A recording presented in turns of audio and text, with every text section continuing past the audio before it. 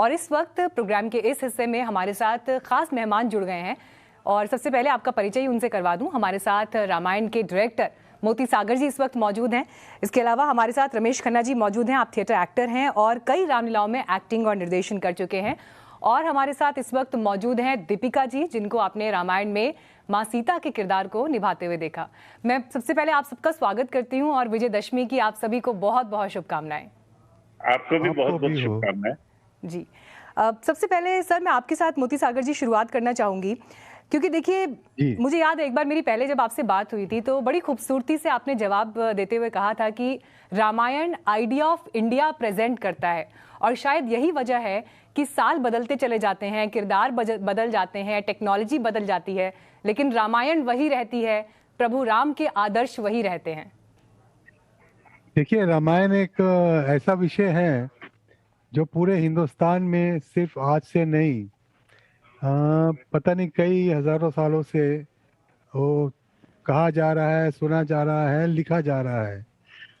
पूरे हो सकता है कि हमारे इंसान की, जैसे हम कहते हैं महाप्रलय आ जाए या जो भी है, शायद वो समय आ जाए, लेकिन जब तक धर्म है तो राम रहेंगे। इसलिए ये भगवान जो हैं या श्री राम प्रभु हैं या मर्यादा पुरुषोत्तम हैं, वो अनंत है। खूबसूरती से सर आपने ये पूरी बात कही। लेकिन रमेश खन्ना जी, देखिए जैसे मोती सागर जी कह रहे हैं कि जब तक ये धरती है, जब तक ये संसार है, राम है, राम अनंत हैं, उनके आदर्श हमेशा जो है वो मौजूद रहेंगे, जीवित रहेंगे। लेकिन बीते इतने वर्षों में हमने देखा है कि दशहरे पर के अवसर पर ही होने वाली रामलीलाओं के मंचन में टेक्नोलॉजी से लेकर उसके प्रेजेंटेशन से लेकर ना जाने कितने बदलाव हो गए हैं। आज की तारीख में जब आप रामलीलाओं का मंचन देखते हैं, ऑर्गेनाइज करवाते हैं, कितना बदलाव आया है, न सिर्फ मंचन में बल्कि दर्शकों के भी देखने के नजरिए में? देखिए, सबसे पहले तो मैं मोती सागर जी को प्रणाम करता हूं। इनकी डायरेक्शन में कृष्णा मैंने किया था। हाँ जी। रामलीला जो है वो हमारे अंदर कण कण में व्याप्त है। मैं आज आधुनिक रंगमंच से जुड़ा हुआ हूं, लेकिन रामलीला नहीं कभी मैंने छोड़ी। और जितने भी बदलाव हुए तरह तरह के, चाहे वो स्क्रिप्ट का हो, लेखन में हो, किसी तरह से हो, जो टेक्नोलॉजी आई उसमें भी बहुत सारे चेंज आए। कहाँ पूरी रात भर रामलीला चलती थी, सुबह 4 बजे तक चलती थी। धीरे धीरे उसका समय कम होता गया। लेकिन जब रामलीलाएं आती हैं तो मैं समझता हूँ जैसे डेंगू आता है या कोरोना आया, लेकिन रामलीला जो है वो अनवरत जो है वो आती रहेगी, चलती रहेगी। हम अपनी संस्कृति को बिल्कुल। और सर देखिए, आज जब हम इस बारे में बात कर रहे हैं तो मुझे याद है कि बचपन में जब हमें पापा लेकर जाया करते थे रामलीला दिखाने के लिए, तो वो उसकी एक अपनी अलग खूबसूरती होती थी। कैसे परिवार के परिवार वहां पहुंचा करते थे और फिर वहीं पर रेडी और पटरियों पर कितनी तरह के खाने पीने का सामान बेचा जाता था।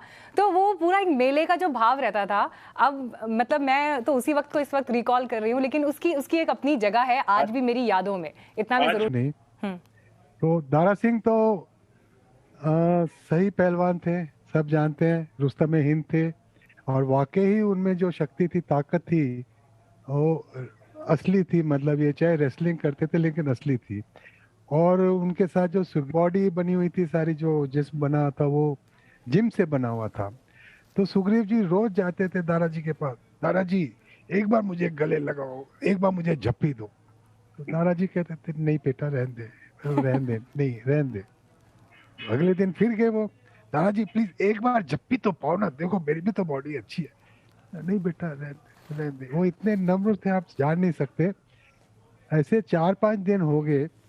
6वें दिन दादाजी ने कहा, सोचा क्या करो, चलो मारता हूँ जप्पी। पहले तू जप्पी पा ले। उसने जप्पी डाली। वो क्या हूं तो पाओ मैंने जप्पी, अभी तो मुझे जप्पी लगाइए। तो दादाजी ने एक जप्पी डाली और ये फैक्ट है कि 3-4 दिन तक सुग्रीव जी अपने बेड पे बैठे रहे और काफी उन्हें तकलीफ हुई उसके बाद। तो इस टाइप के किस्से जो हम मतलब आज भी याद करते हैं। और शूटिंग के वक्त के भी ऐसे किस्से बहुत होते थे, जैसे आउटडोर में जाते थे और जंगल में शूट कर रहे हैं और वाकई कांटा लग गया था सीता जी के पैर पे, एक पत्थर से चोट आ गई थी और खून निकलने लग गया था। जब वो गाना था वन वन में श्री राम सीता, वन को जाते हैं ना, जो एक गाना था, विधिना तेरे वेद किसी के समझ ना आते हैं, विधिना तेरे वेद किसी के समझ ना आते हैं, वन वन में राम सिया मतलब जन जन के श्री राम जिया सिया वन में जाते हैं। तो उसमें जंगल में शूट कर रहा था और वाकई उनके पैर में कांटा लग गया। जो उसके बाद फिर सीन था जो वो कांटा निकालते हैं जी। उनके पैरों से, सारा वो सब था।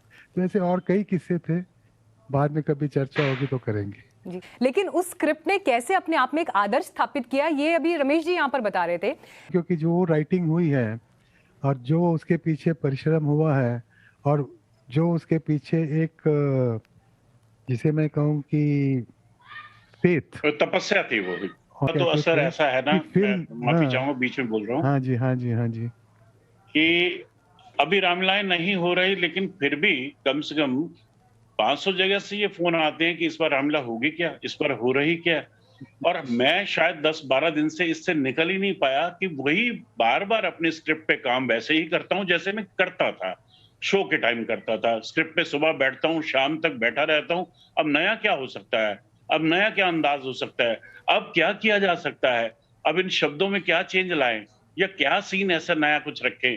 तो ये तो एक जो है, ये कभी रुकने वाला नहीं है, थमने वाला नहीं है। लेकिन मैं बिल्कुल तो अपने शरीर में उतर जाता है। मैं तो ये कह सकती हूँ जरूर कि बचपन में भी जब रामायण देखी थी तो घर में कैसे लोग देखा करते थे मुझे याद है। और एक एक सीन कई बार ऐसा होता था कि बच्चे आपस में खेलते थे तो उन्हीं सीन्स को आप प्ले कर रहे होते थे। तो ये हमारी बचपन की यादों चर्चा का कर रही हैं तो मुझे एक हिस्सा है। अपने कुछ अपनी लाइनें और कुछ आदरणीय रामानंद सागर जी की लाइनें जो है जोड़ के मैं कुछ बोलना चाहूंगा, अगर इजाजत जी हो। सर, इरशाद। Yes yes yes. श्राप और वरदान, पाप और पुण्य का यंत्र लगा, मेरी जीवा को सी गया। नहीं लौटे ना राम, क्यों लौटे?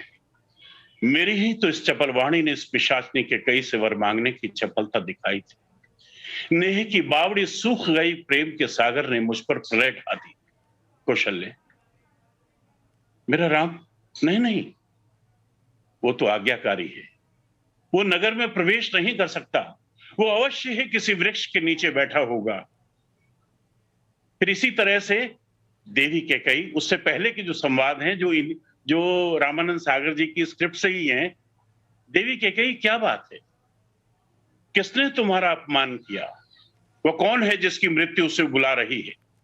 तुम्हारा यूं चुप रहना हमसे सहन नहीं होता। तुम तो जानती हो तुम हमें प्राणों से भी प्रिय हो। तुम जो कहो हम वो कर सकते हैं। राजा को भिखारी, भिखारी को प्रजा बना सकते हैं। जहां तक सूर्य का चक्र पृथ्वी पर घूमता है, सब कुछ मेरे अधिकार में है। इतने बड़े साम्राज्य से तुम कोई भी वस्तु मांग लो, किंतु यूं मुझसे मुंह न मोड़ो। तुम रूठोगी तो हम जिएंगे कैसे? तुम जो भी मांगोगी हम तुम्हें इसी क्षण देंगे। तो ऐसी लाइनें वो अब इसके ऊपर क्या लाइनें लाई जाए। अब जो आपने कुछ यहाँ पे पंक्तियां कह दी है मुझे भी, क्योंकि जिस तरह के फ्लैशबैक्स इस वक्त आ रहे हैं, मैं दीपिका जी से जरूर यहाँ पूछना चाहूंगी। दीपिका